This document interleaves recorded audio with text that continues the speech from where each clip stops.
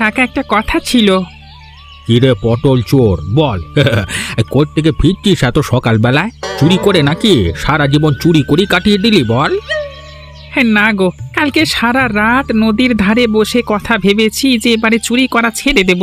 দিনকে দিন ধরা পড়বার ভয় বাড়ছে, তার উপরে মোড়লের করা ব্যবস্থা, প্রাণ হাঁপিয়ে উঠছে একেবারে। সত্যি করে বল তো, আবার কি ফোন দিয়ে আসছিস? কাকা, সত্যি বলছি, ফোন দি না, ব্যবসা ভাবছি একটা মাছের হোটেল খুলবো। সাধারণ মানুষ খেয়ে উপকার পাবে, তাছাড়া আমিও ভালো পথে আসতে পারবো। বাবা, এ তো দেখছি সত্যি চোরের সাধু হওয়ার বুদ্ধি জেগেছে। তা বাচ্চা বল দেখি, এত টাকা পয়সা কোথায় পাবি? অনেক কষ্ট করে কিছু টাকা পয়সা জমিয়েছিলাম, আর তাছাড়া তোমাদের আশীর্বাদ আছে তো কাকা। বলো, আমাকে আশীর্বাদ দেবে না? আমি চোর হলেও এই গ্রামে একমাত্র তুমিই আমাকে ভালোবাসো। আমি তো তোকে এর আগেও বলেছি ভালো পথে আসতে। এখন যখন ভালো পথে আসতে চাইছে তখন খুশি হওয়ারই কথা আমার। ঠিক আছে, তোর ভালো হোক, মঙ্গল হোক, এটাই চাইবো। তোমার পা ছুঁয়ে একটা প্রণাম করব কাকা। থাক থাক, অত নাটক দেখাতে হবে না আর। আগে যা বলছি সেটা করে দেখা বাস্তবে, তারপর না হয় আমাকে অত সম্মান দিবি। ঠিক আছে, তাই হবে। দুনিয়া দেখে নেবে, এই পটল চোর মহাদেব শুধু চোর নয়, এখন থেকে সে ব্যবসায়ীও। হ্যাঁ।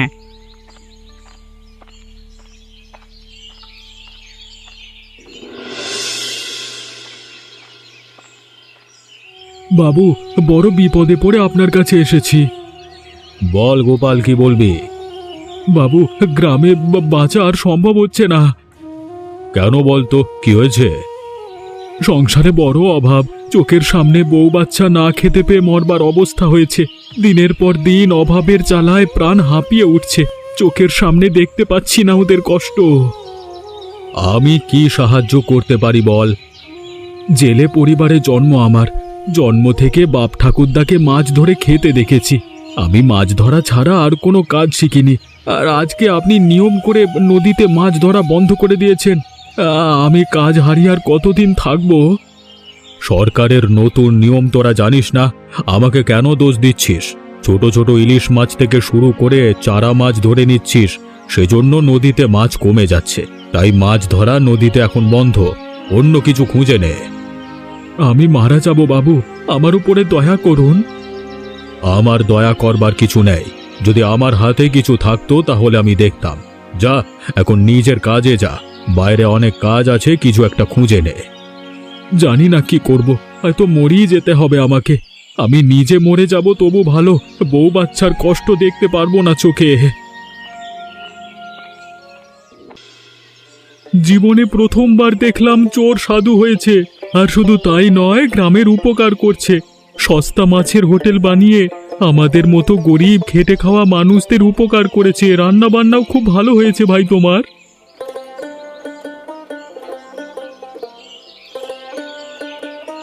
সেদিন তুই যখন বললি যে চুরি ছেড়ে দিয়ে ভালো পথে আসবি, তখন বিশ্বাস করিনি। কিন্তু এখন দেখতে পাচ্ছি তুই ঠিক কথাই বলেছিলিস। কেউ যদি খারাপ পথ ছেড়ে দিয়ে ভালো পথে আসতে চায় তবে তা সম্ভব, তুই প্রমাণ করে দিলি। সারা জীবন পেটের দায়ে ছোটখাটো চুরি করে জীবন চালাতে হয়েছে। কত লোকের হাতে কত মার খেয়েছি। শেষ বয়সে এসে নিজের পটল চোর নামটা পরিবর্তন হবে, এটুকুই চাই। না না, তুই এখন ভালো পথে এসেছিস, তোকে আর এখন কেউ পটল চোর বলে ডাকবে না। আসলে বউ পছন্দ করে না আমি এ লাইনে থাকি। দুদিন পর হয়তো বাচ্চা হবে, তখন আমার বাচ্চাকে কেউ চোরের বাচ্চা বলে ডাকবে, সেটা কি আমার ভালো লাগবে বলো? সাধু সাধু, এতদিন এই গ্রামে থেকেছি, কিন্তু সত্যিকারের একটা ভালো মানুষ দেখছি এই প্রথম।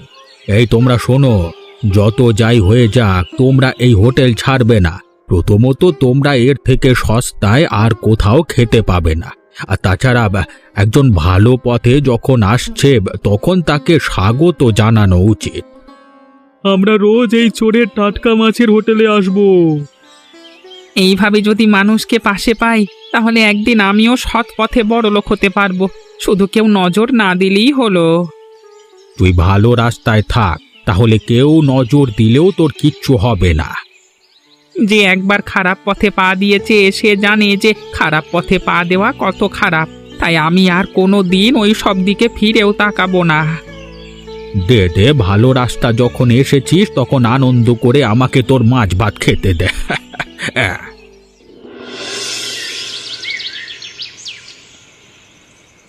কি হলো বউ, বাবু কাঁদছে কেন? বিকেলের পর থেকে কিচ্ছু খায়নি। ও কি আর আমাদের মতো বড়? পেটে কিছু না পড়লে তো কাঁদবেই। আমার আর কিছু ভালো লাগছে না, বুঝলে তো। আমার খুব খিদে পেয়েছে। ও মা, ও বাবা, আমাকে খেতে দাও না। আজ রাতটা যে করেই হোক কাটিয়ে নে। কাল সকালে তোর জন্য আমি কিছু না কিছু ব্যবস্থা করবই বাবু, কথা দিচ্ছি। কত শখ করে ছেলের নাম রেখেছিলাম বাবু। ভেবেছিলাম ছেলে হওয়ার পর থেকে সুখ আসবে জীবনে, আরো বেশি কষ্ট দুঃখ এসে জুটলো। কি করবে বলো? মোড়লের কাছে গিয়েছিলে? কি বললো সে? কি আর বলবে, বলল সরকারের তরফ থেকে বারণ আছে নদীতে মাছ ধরা। সরকারের আর কাজ কি? রোজ রোজ নতুন নতুন নিয়ম বানাচ্ছে, ব্যাস। তুমি একটা কাজ করো, তুমি বাবুর দায়িত্ব নিও। কি সব উল্টোপাল্টা কথা বলছো তুমি? আমি জানি না কি করব, ভালো লাগছে না বেঁচে থাকতে। এই জীবনে কুলকিনারা পাচ্ছি না কিছু। একদম বাজে কথা বলবে না, দেখবে সব ঠিক হয়ে যাবে। আমরা তো আছি, দুজনে মিলে সবকিছু ঠিক মানিয়ে নেব। ভেবে দেখি কি করব। কিরে মহাদেব, তোর তো চোরের হোটেলে একেবারে চারিদিকে সারা ফেলে দিয়েছে। আপনার কৃপায় বাবু। আমার আর কৃপায় কি কথা, তুই চেষ্টা করেছিস ভালো হতে, তাই ভালো হতে পেরেছিস। কিন্তু যতদিন এরকম ভালো থাকবি ততদিনই মঙ্গল। একবার যখন ভালো রাস্তায় এসেছি তখন আর খারাপ পথে পা বাড়াবো না বাবু। ভালো কথা। আরে এখন তো দেখছি শুধু আমাদের গ্রামে নয়, পাশের গ্রাম থেকেও লোকজন আসছে তোর সস্তা হোটেলের লোভে। আজকে আপনি দয়া করে পায়ের ধুলো দিয়েছেন, তাতে আমার হোটেল আরও ভালো চলবে। সবাই বলছে তোর নাম, তোর মতো সস্তা নাকি আর কোথাও মাছ ভাত পাওয়া যায় না, তাই দেখতে এলাম নিজের চোখে। কেমন লাগলো বাবু? অবাক হয়েছি। আমাদের পটল চোর যে চাইলে এত বড় একটা কাণ্ড করে ফেলতে পারে সেটা চোখে না দেখলে বিশ্বাসই হতো না। শেষবার ধরা পড়ে কি মারটাই না খেয়েছিলিস চুরি করতে গিয়ে। তোর মনে আছে আমি বিচার করেছিলাম তোর? মনে আছে তো অবশ্যই। আপনি যদি আমাকে সেদিন ক্ষমা না করতেন তাহলে কি আর আজকে ভালো হতে পারতাম? হয়তো জেলে বসে পচে মরতাম। মানুষকে সুযোগ দিয়ে আমি যে ভুল করি না, তুই সেটা প্রমাণ করে দিয়েছিস। আপনার মতো ভালো মানুষেরা আছে বলেই তো সমাজে আজকে আমাদের মতো সাধারণ মানুষেরা বাঁচবার সুযোগ পায়। আশীর্বাদ করবেন বাবু, আমি যেন ভালো করে চলতে পারি। তোর ভালো দিকে লক্ষ্য হয়েছে যেখানে, তাহলে ভালো করে চলতে পারবি। হ্যাঁ, আমি যদি ভালো না হতাম তাহলে আমার বউ আর আমার সাথে থাকবে না বলছিল। ঠিক আছে ঠিক আছে, ভালো করে হোটেল চালা। তোমরা শুনে নাও, মহাদেব যদি সৎ পথে থাকে তাহলে এই সুধীন জমিদার সব সময় তার পাশে আছে। তোমরা নির্দ্বিধায় এখান থেকে খাবার খেতে পারো। চলি ভাই, ভালো করে দোকানদারি করো। সবাই ঘুমিয়ে পড়েছে বাড়িতে। এটাই একমাত্র একদম মোক্ষম সুযোগ জীবন বিসর্জন দেওয়ার। আর আমি পারছি না এই জীবনের বোঝা বয়ে বেড়াতে। এখানেই শেষ করে দেব সবকিছু। একদিন কত ভালোবাসা দিয়ে বাঁচতে চেয়েছিলাম, নতুন করে শুরু করতে চেয়েছিলাম জীবন, আর আজকে সব কিছু ছেড়ে কাপুরুষের মতো জলে ঝাঁপ দিতে যাচ্ছি আমি। তাছাড়া আর কোনো উপায় নেই আমার। আরে কি চলছে, একটু ভালো করে দেখি তো। না না, মনে হচ্ছে জীবন আমাকে আরেকটা সুযোগ দিতে চায়। এ তো দেখছি মৃত্যুর কিনারা থেকে বেঁচে উঠবার রাস্তা পেয়েছি আমি। দাঁড়া, দেখাচ্ছি মজা। এটা দেখার পর তো আর মরলে চলবে না, বাড়ি ফিরে যাই, ব্যবস্থা করব।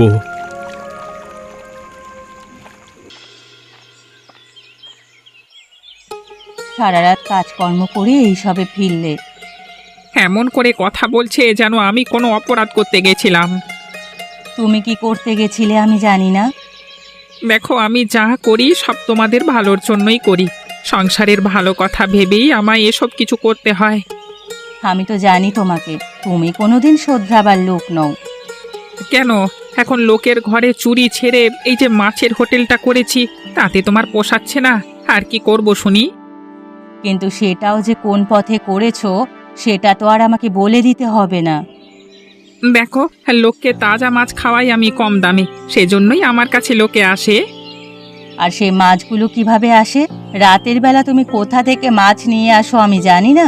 একবার ধরা পড়লে কিন্তু আমাদের জীবন শেষ হয়ে যাবে। আমি গ্রামের আর আমাদের পরিবারের ভালোর জন্যই করি। গ্রামে কোনো দিন কারোর এর আগে বুদ্ধি হয়েছিল এত সস্তায় একটা মাছ ভাতের হোটেল খুলবার? এখন ভালো কিছু করতে গেলে বাঁকা পথ তো ধরতেই হবে। ভালোর জন্য বাঁকা পথে কোনো অসুবিধে নেই। সুবিধে অসুবিধে তুমি কি বোঝো? কেন তুমি সাধারণ মানুষের মতো একটা সহজ সরল জীবনযাপন করতে পারতে না? তুমি বলেছিলে আমি লোকের ঘরে চুরি করি, সেটা তোমার পছন্দ নয়, তাই আমি লোকের ঘরে চুরি করা ছেড়েছি। আমি তোমাকে চুরি করা ছাড়তে বলেছিলাম, সেই চুরি করা এখনো তুমি পুরোপুরি ছাড়তে পারোনি। সুতরাং আমি যে তোমার উপরে এখনো খুব খুশি সেটা কিন্তু মনে করো না। তোমাকে খুশি করতে করতে এবারে আমাকে মরে যেতে হবে। তার থেকে ভালো বেশি বকো না, আমাকে এখন হোটেল খোলবার জন্য যেতে হবে। সারা রাত অনেক কষ্ট করে তাজা মাছগুলো দিয়ে এসেছি হোটেলের জন্য। সরে যাও, আমাকে ভেতরে যেতে দাও।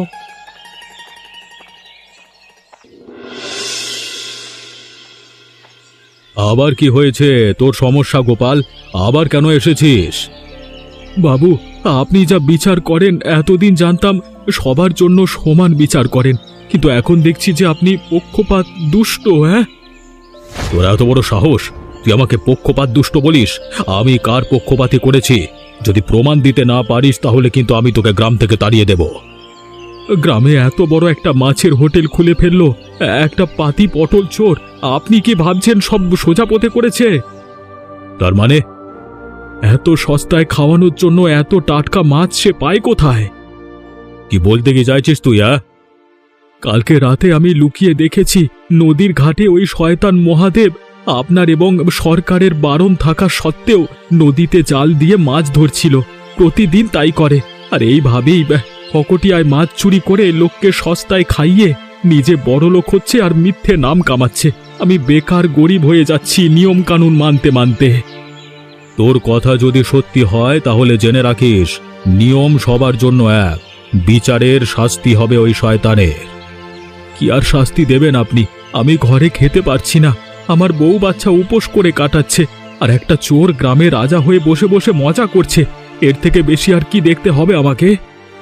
তুই শান্ত হ, বিচার সভার আয়োজন করব আমি, সেখানে তোর যা বলবার আছে সব বলবি। আমার যা কিছু বলবার আছে আমি আপনাকে বলে গেলাম।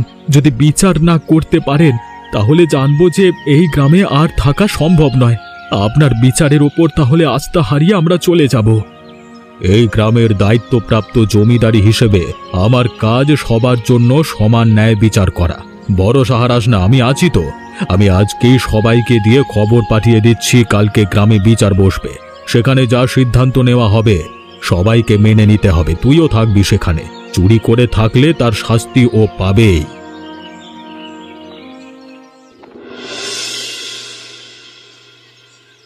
তোমরা সবাই শোনো, এই আদালতের মূল উদ্দেশ্য হচ্ছে সমান বিচার করা।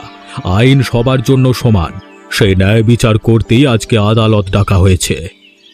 কিন্তু বাবু, তার জন্য আমার হোটেল বন্ধ করে দেওয়ার কি মানে? চুপ কর চোর, তোর জন্যই ডাকা হয়েছে এই বিচার সভা। তার মানে? তোমরা সবাই শোনো, এই শয়তান পটল চোর মহাদেব এখনো চুরি করা ছাড়েনি। আগে লোকের ঘরে চুরি করত, আর এখন এই হোটেল করার নাম করে নদীতে মাছ চুরি করছে। রোজ রাতের বেলায় নদীতে মাছ চুরি করে বিক্রি করে তোমাদের কাছে, আর সেই চুরির মাছ তোমরা সস্তা ভেবে খাও। বাবু কি বলছেন কি বাবু? একদম কথা বলবি না তুই। গোপাল সব দেখেছে, ও সাক্ষী। এই গ্রামে আমার মতো ভালো মানুষ যে কিনা মাছ ধরতে জানে, আর আমাকে মাছ ধরতে দেওয়া হচ্ছে না। অভাবে আমার সংসার ভেসে যাচ্ছে, আর একটা চোর কিনা রোজ রাতের বেলায় সরকারকে জমিদারকে বুড়ো আঙুল দেখিয়ে মাছ চুরি করছে নদী থেকে। এর বিচার চাই। বাবু, অনেক কষ্ট করে ভালো পথে এসেছি, আমার কাছ থেকে বেঁচে থাকবারই শেষ উপায়টা কেড়ে নেবেন না। আমার কিছু বলবার আছে। কি বলবে তুমি? চুরি করুক আর যাই করুক, আগে মানুষের ক্ষতি করবার জন্য করত, এখন মানুষের ভালো করবার জন্য করছে। ওর আগে কেউ এ গ্রামে এত সস্তায় খাওয়াতে পেরেছে? কিন্তু ও পারছে। তাই গরিব মানুষের স্বার্থে ওর হোটেল বন্ধ না করবার আর্জি জানাচ্ছি আমি। যদি ওর হোটেল বন্ধ না হয় তাহলে আমাকেও মাছ ধরতে দিতে হবে। আইন অমান্য করে কোনো কাজ করা যাবে না। আজকে থেকে হোটেল বন্ধের আদেশ কার্যকর করা হলো। বাকি তোর শাস্তি পরে হবে মহাদেব। তোকে আমি এবার দেখে নেব মহাদেব।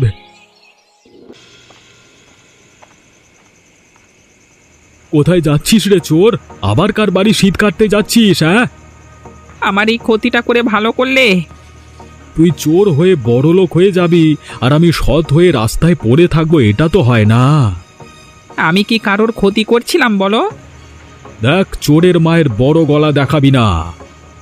নিজের সংসার বাঁচাতে গিয়ে তুমি আমার সংসার ভাসিয়ে দিলে। কেউ এর বিচার না করলে ওপরওয়ালা করবে।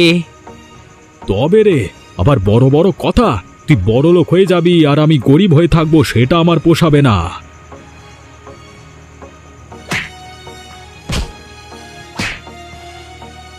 এমনিতে তো অনেক শাস্তি দিয়েছো আমাকে, আর মেরো না। ছেড়ে দাও, ছেড়ে দাও, তোমার পায়ে পড়ছি। বাড়িতে তো বউ আছে আমার, ফিরে যেতে দাও। দূর হয়ে যা শয়তান। এবার আমার বড়লোক হওয়ার দিন। অনেক দেখিয়েছিস তুই, আমার দেখানোর সময় এসেছে এখন।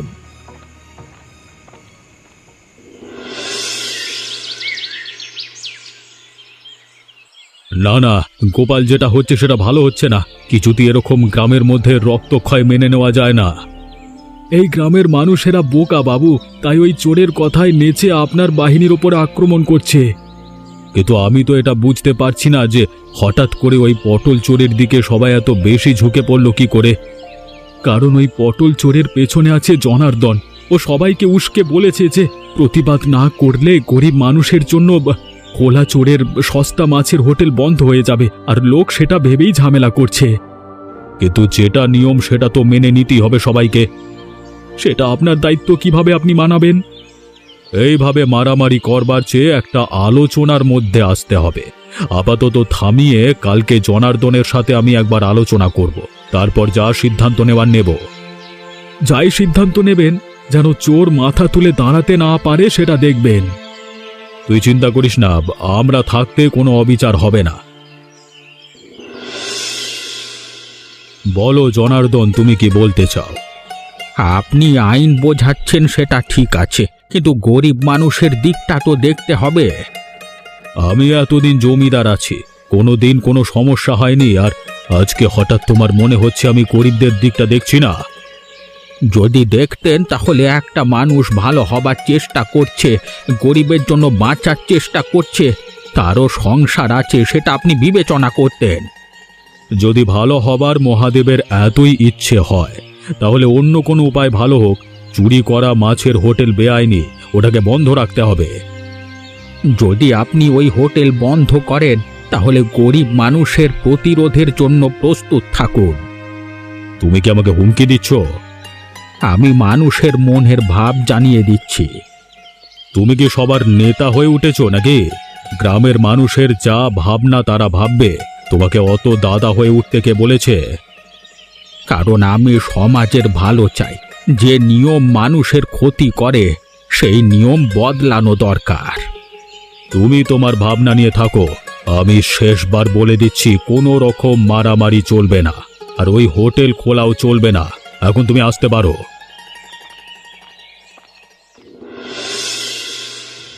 এই, তোমরা ভেঙে দাও হোটেল।